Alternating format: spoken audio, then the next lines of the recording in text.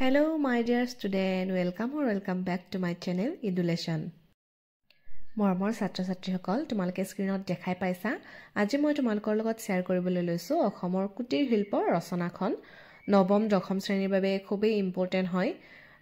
অহা আগন্তুক শিক্ষান্ত পৰীক্ষাত হাইস্কুল শিক্ষান্ত পৰীক্ষাটো অহাৰ চান্স আছে গতিকে বলা আমি ভিডিওটো আৰম্ভ কৰো অসমৰ কুটিৰ শিল্প ইয়াত পইণ্ট বিলাক দিয়া আছে পৰীক্ষাত দিবও পাৰে নিদিবও পাৰে ইয়াত দিয়া আছে চাবা আৰম্ভণি অসমৰ কুটিৰ শিল্পসমূহ উন্নয়নৰ উপায় আৰু সামৰণি আৰম্ভণি কুটিৰ অৰ্থাৎ ঘৰতে নিজ হাতে সাধাৰণ সা-সঁজুলিৰে বস্তু উৎপাদন কৰা শিল্প কাৰ্যক কুটিৰ শিল্প বোলে কুটিৰ শিল্পত কোনো বস্তু তৈয়াৰ কৰিবলৈ হলে সময় বেছি লাগে পৰিশ্ৰমও বেছি হয় হেয়ে কুটিৰ শিল্পৰ ঠাইত বৰ্তমান যন্ত্ৰ শিল্পই অধিকাৰ কৰিছে যন্ত্ৰ শিল্পৰ দ্বাৰা অতি তাকৰীয়া সময়ৰ ভিতৰতে তাকৰীয়া মানে কম সময়ৰ কথা কৈছে হৰহ উৎপাদন কৰিব পাৰি পৃথিৱীৰ উন্নত দেশত আজিকালি প্ৰায় সকলো কামকে যন্ত্ৰৰ সহায়ত কৰা হয় কিন্তু অনগ্ৰহৰ আৰু অনুন্নত দেশসমূহত এতিয়াও সম্পূৰ্ণৰূপে যান্ত্ৰিকীকৰণ হোৱা নাই আনহাতে যন্ত্ৰ শিল্পৰ কিছুমান ডাঙৰ অপকাৰো আছে বিশেষত ই বৃত্তিয়াল লোকৰ বৃত্তি লোপ কৰি নিবনুৱা কৰে যন্ত্ৰ শিল্প স্থাপন কৰিবলৈ হলে যথেষ্ট পৰিমাণৰ ধনৰ আৱশ্যক ধন নোহোৱা লোকে ইয়াক কৰিব নোৱাৰে গতিকে যন্ত্ৰ শিল্পই ধনী সমাজত শ্ৰেণী বৈষম্যৰ সৃষ্টি কৰে এইবোৰলৈ লক্ষ্য কৰি আজিকালি উন্নত দেশবোৰেহে কুটিৰ শিল্পৰ উদ্ধাৰত মনোনিৱেশ কৰা দেখা গৈছে জাপান আদি দেশত কুটিৰ শিল্পক বৈজ্ঞানিক কাৰিকৰী প্ৰয়োগ কৰি বৃহৎ শিল্পৰ পৰিপূৰক কৰি তুলিছে আমাৰ ভাৰতবৰ্ষ এখন কৃষি প্ৰধান দেশ ইয়াৰ অধিকাংশ লোকেই গাঁৱত বাস কৰে কৃষি কৰ্মৰ লগতে শিল্প কৰ্মৰো ব্যৱস্থা থাকিলে আজৰি সময়ৰ সৎ ব্যৱহাৰ লগতে দুপইচা আয়ো কৰিব পাৰি হেয়ে মহাত্মা গান্ধীয়ে পুনতে আমাৰ দেশৰ কুটিৰ শিল্প আৰু গ্ৰাম্যোদ্যোগৰ প্ৰতি লোকৰ দৃষ্টি আকৰ্ষণ কৰিছিল আৰম্ভণিৰ পিছত এয়া হৈছে নেক্সট পইণ্ট অসমৰ কুটিৰ শিল্পসমূহ অতি পুৰণি কালৰ পৰাই অসম কুটিৰ শিল্পৰ বাবে বিখ্যাত কামৰূপাধিপতি কুমাৰ ভাস্কৰ বৰ্মাই প্ৰীতিৰ চিন স্বৰূপে তেওঁৰ মিত্ৰ ৰজা হৰ্ষবৰ্ধনলৈ আমাৰ দেশৰ শিল্পজাত পাটৰ কাপোৰ বাঁহৰ বাচন বাঁহৰ ফুলাম বৰজাপি হাতীদাঁতৰ পাতি সাঁচিপাত আদি ভালেমান বস্ত্ৰ উপটকন দিছিল এইবোৰৰ কাৰুকাৰ্য আৰু পৰিণত অৱস্থালৈ চাই অসম যে তাৰ আগৰে পৰাই এইবোৰ শিল্পকৰ্মৰ প্ৰচলন আছিল সেই কথা সহজে অনুমান কৰিব পাৰি কোচ ৰজা আৰু আহোম স্বৰ্গদেউসকলৰ দিনতো কুটিৰ শিল্পৰ প্ৰভূত উন্নতি হৈছিল দৰং ৰাজবংশাৱলীত আছে যে মহাৰাজ নৰনাৰায়ণে কুমাৰ খনিকৰ আদি বিভিন্ন কাৰিকৰী বিদ্যা জনা লোকক ভাগে ভাগে নিজ ৰাজ্যত স্থাপন কৰিছিল আহোম স্বৰ্গদেউসকলে এনেকুৱা লোকক খেল পাতি থাপিছিল অসম বুৰঞ্জীত কৱচ কাপোৰ বুলি এবিধ কাপোৰৰ উল্লেখ আছে এৰাতিতে কপাহ নেওচি সাজি কাটি সূতা কাটি এবিধ কাপোৰ বৈ পত্নীয়ে নিজৰ ৰণুৱা গিৰিয়েকক পিন্ধাই ৰণলৈ পঠিয়াইছিল এই কাপোৰ গাত থাকিলে হেনো ৰণুৱাৰ ৰণত মৃত্যু নহৈছিল সেয়ে এই কাপোৰক কৱচ কাপোৰ বুলি কোৱা হৈছিল সোণ ৰূপ তাম কাঁহ পিতল আৰু লো ধাতুৰ কাম ৰেচম শিল্প লা আৰু ৰং শিল্প বাঢ়ৈ খনিকৰৰ কাম আদিতো অসম বৰ আগবঢ়া আছিল নানা কাৰণত কুটিৰ শিল্পৰ অৱনতি ঘটি আজি মাথোন সাধাৰণ বয়ন শিল্পটোহে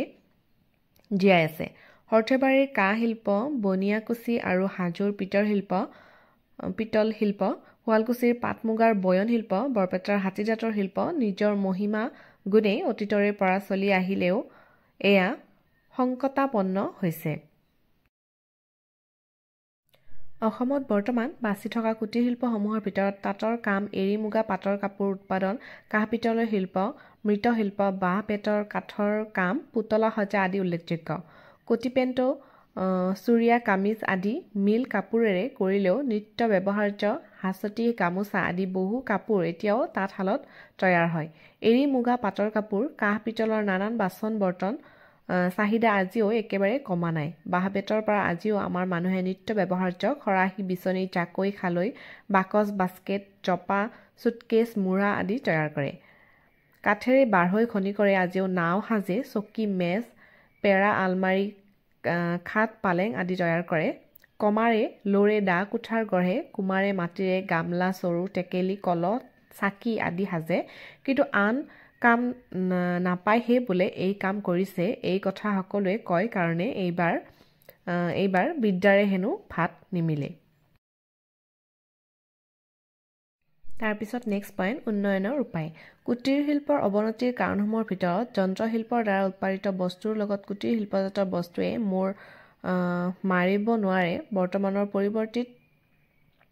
ৰুচিৰ লোকৰ মন যোগাব নোৱাৰা কেঁচা সামগ্ৰীৰ দুৰ্মূল্য আৰু দুষ্প্ৰাপ্যতা শিল্পীৰ আৰ্থিক দুৰৱস্থা আৰু দক্ষতাৰ অভাৱকে প্ৰধানকৈ আঙুলিয়াব পাৰি গ্ৰাম্য অৰ্থনীতিত কুটিৰ শিল্পৰ বিশেষ ভূমিকা আছে আমাৰ গাঁওবাসী প্ৰধানকৈ কৃষিজীৱী কিন্তু বানপানী বিধ্বস্ত অসমত কৃষি মুঠেই নিৰ্ভৰযোগ্য নহয় আৰু বৰ্তমান আন লাগতিয়াল বস্তুৰ খৰচলৈ চাই অকল কৃষিৰ উৎপন্নৰে একোটা পৰিয়াল চলাটো সহজ নহয় কাজেই কৃষিৰ পৰিপূৰক স্বৰূপে কুটিৰ শিল্পৰ প্ৰচলন একান্ত আৱশ্যকীয় আনহাতে মানুহৰ সংখ্যা বাঢ়িয়ে থাকিব কিন্তু খেতিৰ মাটি নাবাঢ়ে গতিকে মানুহ শিল্পমুখী হ'ব লাগিব কুটিৰ শিল্পই এনেদৰে নিবনুৱা সমস্যা সমাধানতো বিশেষ অৰিহণা যোগাব পাৰে এনেহেন কুটিৰ শিল্পৰ পুনৰুদ্ধাৰ আৰু উন্নতিৰ হকে প্ৰয়োজনীয় পদক্ষেপ লোৱাটো নিতান্তই উচিত কুটিৰ শিল্পৰ উন্নতিৰ বাবে সম্ভৱস্থলত ইয়াক আধুনিকৰণ কৰিব লাগিব উদাহৰণস্বৰূপে কাঁহ পিতলৰ কথাকে ক'ব পাৰি কাঁহৰ সাজ বাচন তৈয়াৰ কৰোঁতে প্ৰথমতে গলুৱা লদা কাঁহবোৰক হাতুৰিৰে পিটি বহলাই ল'ব লাগে এই কামত যথেষ্ট সময় শ্ৰম আৰু এঙাৰৰ খৰচ হয় এইখিনি কাম ৰলাৰ মেচিনেৰেও কৰিব পাৰি তদুপৰি হাতুৰিৰ ঠাইত স্প্ৰি হেমাৰ ব্যৱহাৰ কৰিলে শ্ৰম আৰু সময় বহুখিনি ৰাহি হ'ব বৈদ্যুতিক প্ৰক্ৰিয়াৰে পালিচৰ কাম সহজ খৰতকীয়া আৰু নিমজ কৰিব পাৰি কিন্তু ইয়াক কৰিবলৈ মূলধন আৰু প্ৰশিক্ষণ দুয়োটাৰে প্ৰয়োজন সেইকাৰণে এই কামৰ বাবে চৰকাৰে আগভাগ লোৱা উচিত হাতশালৰ পৰিৱৰ্তে তাঁতীশালৰ প্ৰচলন এতিয়া শিপিনীসকলৰ মাজত কিছু পৰিমাণে হৈছে কিন্তু